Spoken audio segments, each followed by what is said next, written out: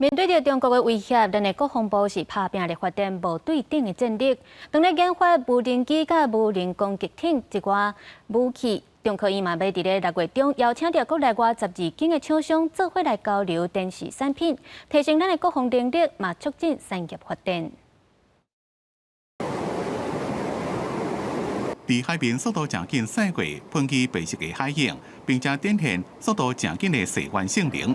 这是军事部今年3月伫宜兰苏澳外海翕到，敢若是中国院的快技专案所研制无人攻击快艇，伫咧进行海上的测试。同时，为了要了解民间对无人艇的产制能力，中国院伫咧6月中也邀请国内外12间厂商进行电视交流，互人讲敢若是比武较亲。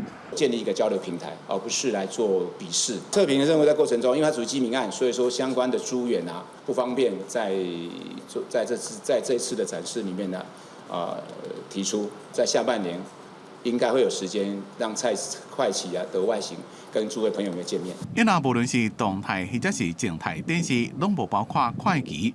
对此，中科院讲，快旗有可能伫咧今年下半年电视，因那参加的厂商。 中科院会媒合潜在需求单位，提升国防自主能力，加促进产业的发展，并且强调会严防红色供应链。采购合约上会明定，不准大陆制品是被排除在外，而且是设定了相关的法则。大家伫咧关心注意尖港国造第一代原型舰海军号的进度。海军司令部参谋长讲，海测依然也无确实的时间。 但是今年11月份交舰的目标是无改变，还是先以海测的节点来实施，有没有在9月30号要做调整或其他？那我想，这个是后面要评估的部分。辽宁号的航舰，它现在是在我的东南海域。关于共军的行动，我们都是以料敌从宽的原则来审慎的评估并妥善的应处。另外，团讲中共有可能伫咧5月做前后，再一遍进行围台军演。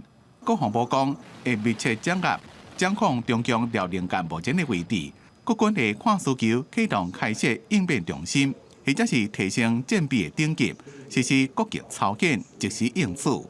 公司新闻采访报道。